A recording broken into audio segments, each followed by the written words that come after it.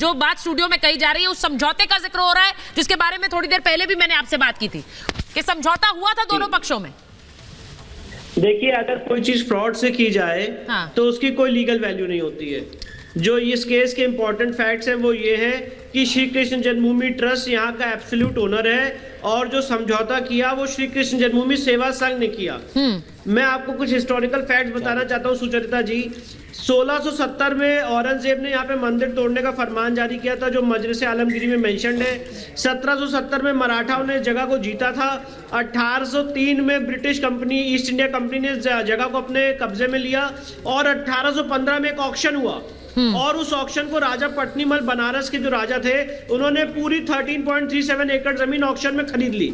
इसके बाद राजा पट्नीमल के वारिसों ने ये सारी जमीन दे दी पंडित मदन मोहन मालवीय को 1944 में और उनका ये मंशा थी कि यहाँ पे भव्य मंदिर का निर्माण किया जाए। उस मंशा से श्री कृष्ण जन्मभूमि ट्रस्ट का निर्माण किया गया और सारी जमीन आ गई थी श्री कृष्ण जन्मभूमि ट्रस्ट के बाद। मैं एक शब्द नहीं बोलूंगा अगर यहाँ पे एक भी पैनलिस्ट दिखा दे कि कोई समझौता श्री कृष्ण जन्मभूमि ट्रस्ट ने किया है।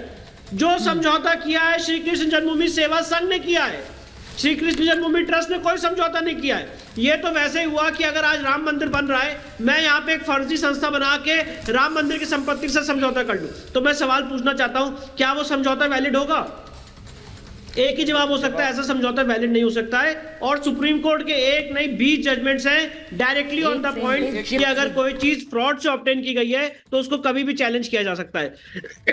इसीलिए 12 अक्टूबर 1968 के समझौते को एक मिनट विष्णु जी आप ये कह रहे हैं, एक मिनट जवाद साहब कहना चाह रहे हैं, मैं हाजी जी आपके पास भी आऊंगी और प्रेम कुमार जी, लेकिन विष्णु जी वो कह रहे हैं, विष्णु जी का सवाल है कि जिसने समझौता किया वो मंदिर का ऑथराइज ट्रस्ट है ही नहीं जिसने समझौता किया और इसीलिए हमने उसे कोर्ट में रखा है।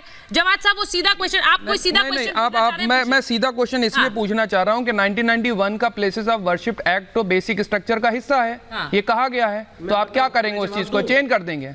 आप बेसिक स्ट्रक्चर के हिस्से को चेंज कर देंगे? ठीक है विष्णु जी आपने आपको क्या लगता है जवाद साहब कि आप काफी मतलब लर्नेड है, मैं मानता हूं, पर क्या जो ऑनरेबल हाई कोर्ट के जजेस है आपसे कम लर्नेड है? आज ऑनरेबल हाई कोर्ट ने आपके प्लेसेस ऑफ वर्शिप एक्ट के आर्गुमेंट को रिजेक्ट किया है, बिल्कुल, और डिस्ट्रिक्ट कोर्ट ने आपके प्लेसेस ऑफ वर्शिप के आर्गुमेंट को रिजेक्ट किया है और उसके बाद सर्वे का ऑर्डर दिया है। So it's not that the courts are not knowing about the places of worship act, they know about the places of worship act. और प्लेसेस ऑफ वर्शिप एक्ट इस केस में अट्रैक्ट नहीं होता है।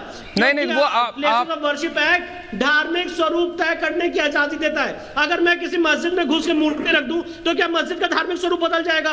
अगर आप किसी मंदिर में घुस के नमाज पढ़ ले तो मंदिर का धार्मिक स्वरूप बदल जाएगा? एक ही जवाब हो सकता है सुचरिता जी कि नहीं बदल सकता धार्मिक स्वरूप।